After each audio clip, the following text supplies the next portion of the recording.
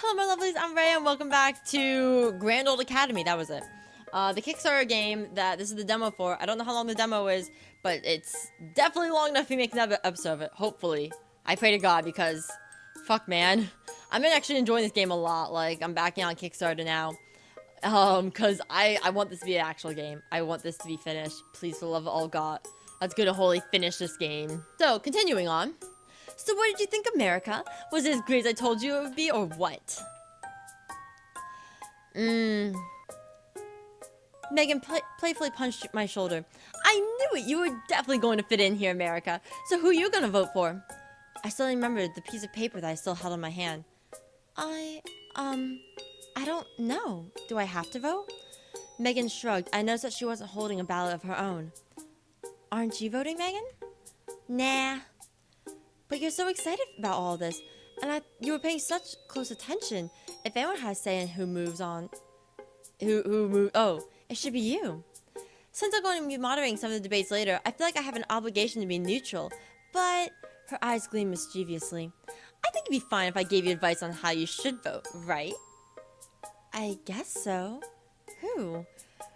Bush, Rubio, Graham, Christie, Jindal, Huckabee, Santorum, Walker, Paul.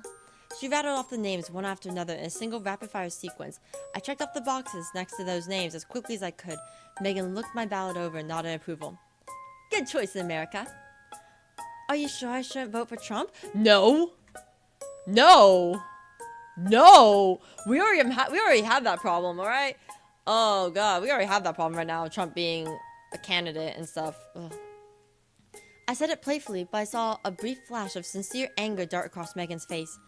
Don't even joke about that. It'll be an utter disgrace if that oaf is still running after tonight. Sorry. I didn't know you felt that strongly. I won't joke about it again. I promise.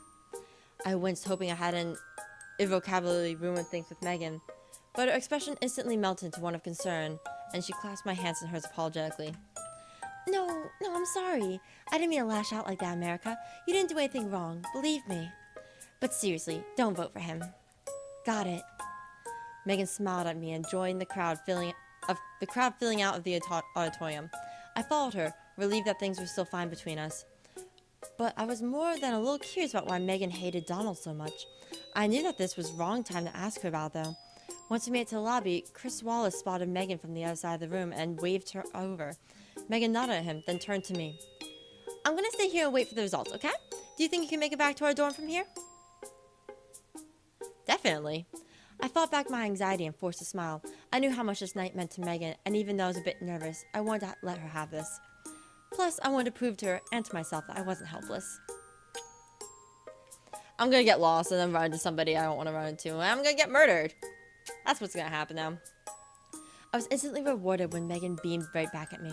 Thanks, America. You're the best. I'll try not to wake you when I get back. Megan made her way over to Chris Wallace and began animatedly discussing the night's events. I took a deep breath and headed out of Hawkeye dorm into the night. This is dramatic-ass music for walking. I was pretty sure I'd get back to Sunshine dorm. I was hoped that pretty sure would be enough. It wasn't. I got hopelessly lost within minutes, finding myself almost among completely unfamiliar buildings. My heart began to race, and I felt myself getting dizzy, overwhelmed with anxiety and fear. I should have known better than to think I was ready to fend for myself in this new school, in this new country. Are you okay? I don't even know. I couldn't help but jump when I heard an unfamiliar voice behind me. I turned around to find a dowdy, cherubic face looking at me with concern. Yes, I'm fine. Except, actually, no. I'm not fine at all. I'm lost. Newt. Where are you going? I know this campus backwards and forwards. I can help you get there wherever it is. Sunshine dorm? Oh, then you're really in luck. I'm heading to Peach dorm right next door. Just follow me. He took a right turn and led me down a well-lit sidewalk. Thank you. Newt. What? A newt? Where? I glanced around my feet. Why would there be a newt in a dry climate like this? And why would this kind boy be pointing out to me? Was this an American culture thing? That's my name. Newt Gingrich. Oh, I see. What a bizarre name. Yeah, it is. You're probably thinking that's a bizarre name, right? Bitch, you fucking read my mind and shit? You fucking a mind reader or some shit? I don't know why I did that turn. What the fuck am I high on right now? No, of course not. That would be incredibly rude. Don't worry, it's fine. It is a weird name, I know. Newt turned back to me and shrugged awkwardly. I couldn't help but giggle. I'm Rory America. I'm a transfer student. I just got here today. You can call me America. It's not a name as unique as Newt, but it's up there. Well, it's a pleasure to meet you, America. We walked in silence for a while. Eventually, I started to see buildings that I recognized. I let out a quiet sigh of relief. If everyone at Grand Old Academy was as kind as Newt, I'd definitely enjoy my time here. Were you at the debate tonight? Yes, actually. It seemed like most of the school was. You're not wrong. All of us here are kind of obsessed with the debate club.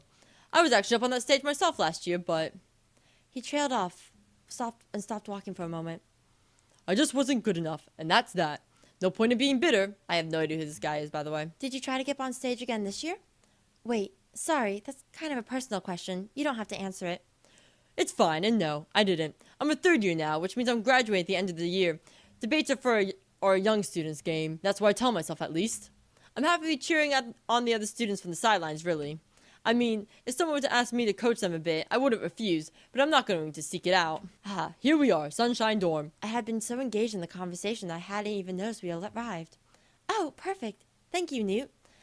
I reflectively bowed towards him, then instantly felt like an idiot. But to my relief, Newt didn't laugh at me, or even look at me strangely. He just nodded back at me, turned around, and headed towards Peach Dorm. He seems like a pretty cool dude. I like him. I don't even know who he is. I made my way back to my room and somehow managed to get the key into the lock before I fell asleep, right there in the hallway. Now that the adrenaline from getting lost was wearing off, I was ready to crash, hard. Good night, Grand Old Academy. I stumbled through the door, kicked off my shoes, and flopped onto the bed. I was asleep within seconds. Not even getting to your PJ? Oh, jeez. Stop! I wasn't ready! I dreamed of the men on the money that had intimidated me early that day. All of them stood in a circle around me, towering over me. Their skins all had a sickening green pallor. It made me feel nauseous just looking at them. They were yelling at each other, pointing accusing fingers, stomping their feet in anger. I cowered under them and covered my head as they got more and more angry, their voices rising, their hands curling into fists. Just before they came to blows, I woke up with a gasp. Bright sunlight streamed through the gap in the middle of the curtains. I groggily stretched and groaned. I grabbed my phone off my bedside table, afraid to check the time on it. 1? I was already wasted nearly half the day with sleep. I was furious with myself. To be fair, I had flown halfway across the globe yesterday. If anyone else was in my situation, I certainly wouldn't begrudge them with excessive amounts of sleep. I tend to hold myself unreasonably high standards, for better or for worse. I noticed that Megan wasn't in the room with me. I figured she must have come back late last night, gotten a normal night's worth of sleep, and then gone out again. When I got out of bed, I noticed a note of plain white paper sitting in the middle of my desk, which confirmed these suspicions. It was written on the same neat block script that was on the whiteboard on the door. America! Gone out to the library to study. If you need anything, call my cell. Hope you slept well. Megan. Below there was a telephone number and a small smiley face, and lying under the note was a folded up map of campus. Finally, we got a fucking map. Wait, we didn't have a map earlier. Why? Why did we not get a map early? We probably should have. I don't think I ever have a map of my campus when I went to school. Did I ever have a map? I don't think I did. I got lost a lot when I first got there, and I was like, well, shit. This is a fun time. As I entered her number in my phone, I silently wondered what I'd done in past life to deserve a roommate as considerate as Megan. By the time I had taken a shower and made myself halfway presentable, it was nearly 2. If I wanted to have lunch, I'd have to get to the dining hall fast. I had a much easier time navigating the campus in the light of day, and I was able to retrace the route that Megan had shown me last night at dinner without a hitch. Hey, it looks like the cafeteria from Danganronpa. Hey, a game I still need to play. I'm gonna play that game eventually, I promise. I grabbed a tray, filled it, and headed towards the tables. As expected and hoped, there weren't many people eating this late in the afternoon. There was only one person, in fact. Also, 2 ain't late, bruh.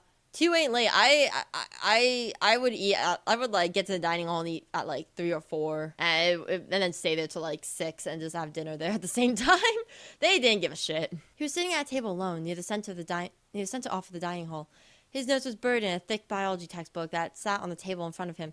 A nearly empty plate suggested that he had been here reading for a while. Wait a minute. Was he one of the guys from the debate last night? He was. What was his name? Ted? John? No, that's right. He was Ben Carson. He was so engrossed in studying that he hadn't even noticed me. I figured I should probably let him read in peace. Then again, if I really wanted to fit at Grand Old Academy, maybe I should push myself to be more outgoing. And what would be better to test myself than talking to a debate club member? I'm gonna ask so I can sit with him. I don't want to do a voice for him, but I'm gonna do it anyways. I'd do it. I'd take a big risk with the possible reward of gaining a new friend.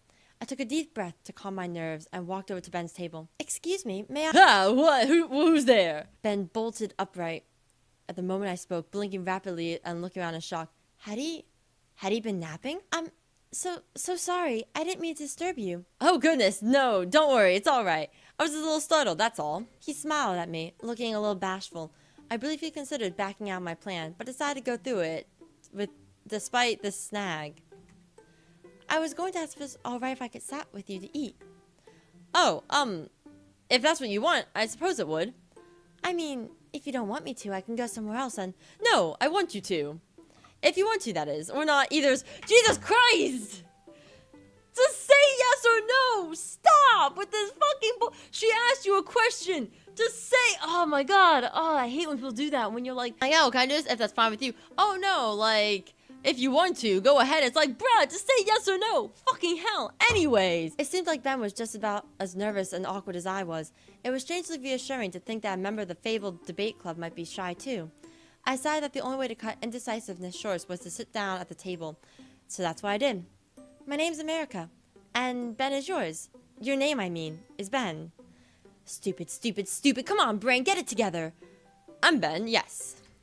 Ben had a soft voice and said every word slowly and deliberately. Oh, I'll change his voice. He would even occasionally shut his eyes while talking, as if constructing a sentence required great concentration. Concentration. We both fell silent for several seconds. I poked some steamed vegetables around my plate with my fork. I'm sorry, I'm not great at making conversation. That's all right. Neither am I. Obviously. Maybe we could have a conversation about how bad we are at conversations. I laughed, but noticed that Ben wasn't joining in. Had he not meant that as a joke? Fuck it. So, why are you in the debate club then? If you're bad at conversations, I mean. It's a little strange, but I find that I feel much more comfortable speaking to a crowd than I do speaking to someone one-on-one. Do you know what I mean? I feel that way about this whole thing. I can't deal with talking to people most of the time, but then, like, sometimes... like talking to the camera, I'm like really comfortable, like really like I'm ready to. I would talk to like a bunch of people like on streams and shit, but then like, you know, groups of people or even single people, I just fuck no, God no, fuck that, nope. Talking to people, nope, worst nightmare. I'm dead. Bye. Well, personally, I have trouble talking to crowds too, but I think I can understand how it could be easier for someone. Yes. Another long pause. This time, a pile of mashed potatoes was the target of my reckless fork poking. Ben's gaze stayed fixed on the table in front of him. I think I have good ideas, and that people will be interested in them. That's why I like to debate, I mean. When I take my time and really compose my thoughts, I think I have worthwhile things to say. Ben finally looked up and made eye contact with me. His eyes were warm and gentle. They made me feel cozy. That's good. Yes. I love that, just, yes. After one final awkward pause, Ben stood and gathered up his textbook and lunch tray. I should get going. I need to study for my physiology exam. It was nice to meet you, America. It was nice to meet you too, Ben. Let's have lunch together again sometime. We can both practice our conversation. I might go with him. He seems chill. But again, I literally know nothing about any of these people. Okay, maybe except for like fucking Trump because, you know, presidential candidate. But, you know. With that, he headed off. Once he was gone, I had to take a few seconds to clear my head. That certainly wasn't what I expected. A shy, soft-spoken nerd who was willing to get up on stage in front of the whole school and go toe-to-toe with all those shouters. He must really have faith in himself. I feel that on a spiritual level. Oh, Ben, you left a textbook here. But he was already out of earshot. I picked the book up, telling myself that I'd return it to him the next time I saw him. I quickly finished my lunch, which had gone cold during those long silence, and then left the dining hall as well. After lunch, I felt full of energy after a quick detour to drop off Ben's book in my dorm room. I pulled out the campus map that Megan had left me and resolved to find all the classrooms I needed to go to tomorrow. First up was my homeroom. I pulled up to my class schedule on my phone. That was not English. Let's see. Looks like all my classes this semester are on Beltway Hall. which should be in that direction. I started strolling to the northwest, amberly strolling, taking in the sights of the gorgeous campus. These skies were so spacious. I passed by a bed of flowers. There were amber blooms that waved in the breeze, interspersed with tall stalks of lavender that stood high above them in the majestic mountains. And as for the plain, well, there's simply no words for them other than fruited. Whatever that meant. Then why say it, actually? I can't talk. I occasionally passed by other students out enjoying the sunny day. A few of them waved at me, and I waved back. I was already feeling much less nervous than I had been yesterday. Everyone I met so far in the United States was so warm and welcoming. Maybe this would be the best semester of my life. Just before I reached Beltway Hall, I saw a large clump of 15 or 20 students heading down the sidewalk towards me, all of them talking loudly and laughing. I was able to glimpse some tufts of orangish blonde hair sticking up the middle of the pack. I stepped off the sidewalk and onto the grass to let the group pass by. As they did, the outer shell of the swarm parted for a moment. I caught a glimpse of the student at the center of the fawning crowd. Of course, who else could it be but Donald? He must have noticed me staring, because as he passed by, he caught my eye, winked at me, and pointed a finger gun in acknowledgement in my direction. Told me. And just as quickly as he appeared, he vanished back into his sea of admirers. Why he even has admirers is beyond me. Even though the whole ordeal only lasted a few seconds, I felt as if I just had a brush of something important, something momentous, something huge. I shook off the feeling and continued my walk. Finally. Here it is, Beltway Hall. This was the single largest building I had seen on campus so far. It was 5 stories tall, and when I appeared in the windows, I got a distinct impression that its internal layout was a labyrinth. Also, it's been very quiet for a very long time, and I am very uncomfortable with the silence, to be honest. Oh, God. The building's imposing granite endiced edifice, drained the enthusiasm from me, and my embellic move started to wane. See, this is why I can't be a writer or I can't make graphic novels, because my English, I don't have this amazing whole grasp of the English language. I checked my phone again. My home was apparently room 045. But how easy it would be to find a single class in a building as huge and complicated as this one. I trotted up the steps leading up to the building, approached its large double doors, and gave them a tug. Locked. Of course. Why wouldn't they be on a Sunday? I guess I'm going to have to get here super early tomorrow morning to find all my classes before first period. I let out a defeated sigh and prepared to return to my dorm, but when I spun around, I collided with a student who had approached me unnoticed. Excuse me, would... Oof! I toppled to the ground, and the boy stumbled back a few steps and dropped the clipboard he had been holding. Sheets of paper flew from him and began to blow away in the wind. My signatures! I like that voice I gave him. I don't know, he sounds like the type of guy that had like a nasally voice. Ooh, maybe talk like this. He took a few steps to run after the papers, but then paused, turned back to me, and extended his hand to help me up. Are you alright? That's his voice now. Yes, I'm okay, don't worry. I took his hand, and he pulled me to my feet. Once I was standing, I was a good 2 or 3 inches taller than him, my eyes level with his messy clumps of curly hair.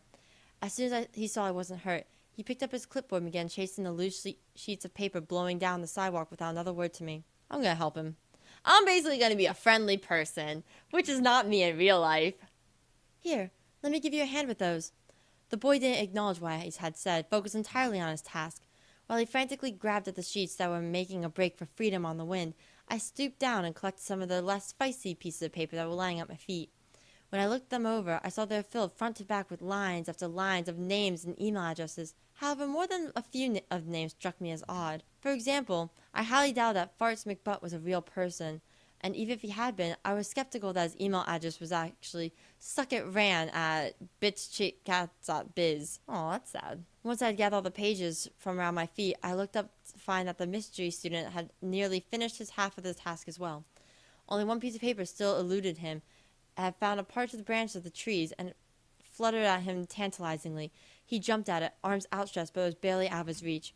I raced over him to help. On the way, I passed a small gaggle of students walking by who pointed and snickered at him.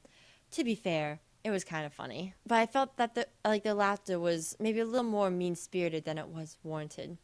I've got it. The boy glanced at me, then stepped aside.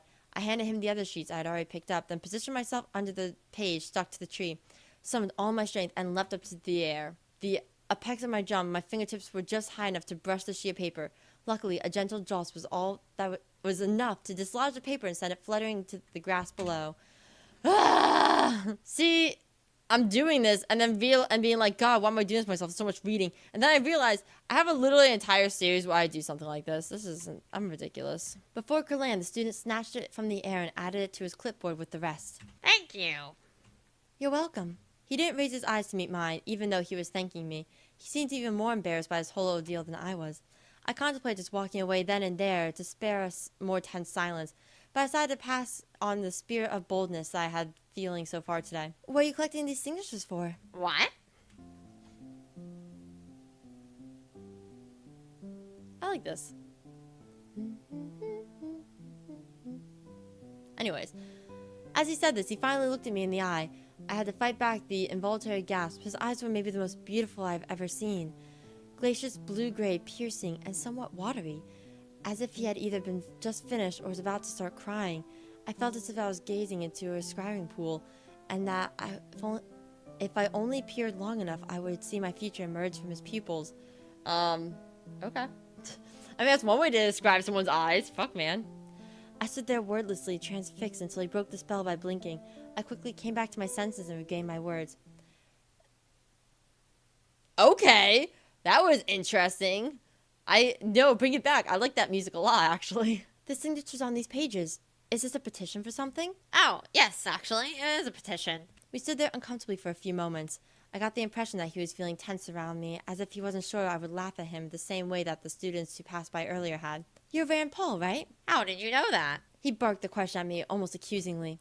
I was at the debate last night. Oh, right. He looked like he was about to say something else, but then stopped himself. I think you were great. He blushed and tried to hide a small smile. Thank you. I wasn't lying exactly. I was asleep for most of the debate, true, but I didn't remember Rand making a complete fool of himself, which was more than I could say for some of the others. Is your petition related to the debates? Sort of. It's about privacy. It's an issue that I care a lot about. I would love to talk about it during the debate, but most of the other debate club members aren't interested in the topic. See, the Academy installed cameras on the outside of a lot of academic buildings in Residence Hall a few years back, so they can monitor any information sent from an Academy email address without even asking for permission.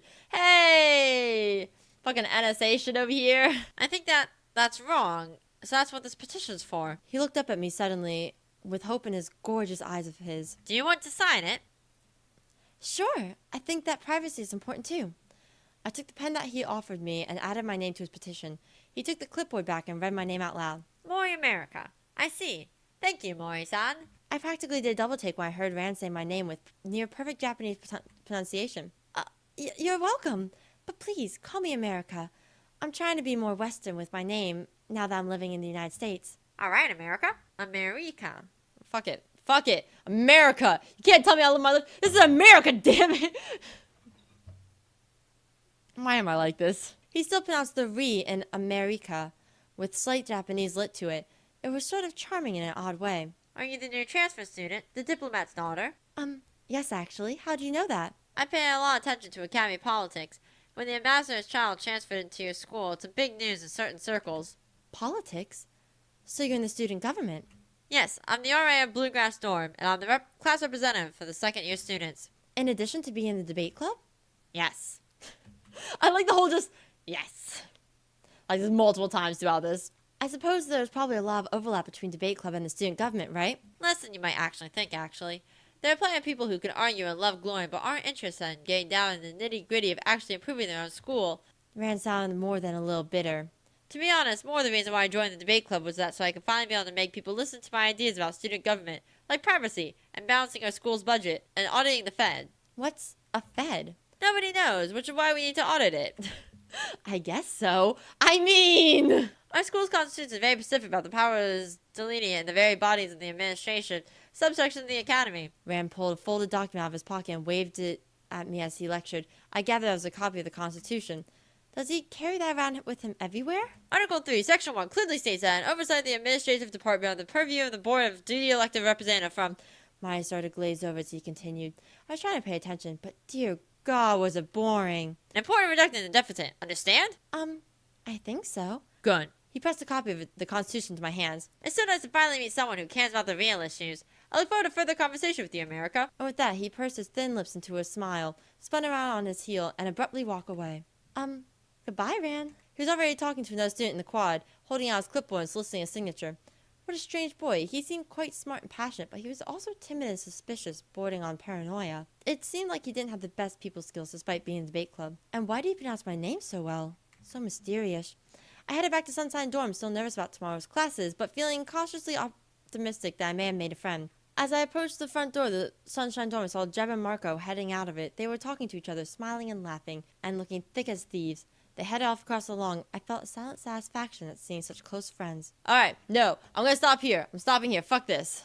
These are really long episodes. I didn't mean for these to be so long. I'm gonna end this here. I'm gonna keep doing this though. Jesus Christ, how long is this goddamn demo? I'm gonna just fuck it. I'm gonna do this. Alright? I'm gonna do this. Along with backing this shit, I'm just gonna play the entire demo and pimp these guys out. Check it out. Back them. Do it. It's an awesome game actually. Like, it's so stupid, but I love it. Thank you guys so much for watching. Don't forget to like, comment, subscribe, check out my other videos, recommend me games. Let me know what you think of this game. Back these fuckers.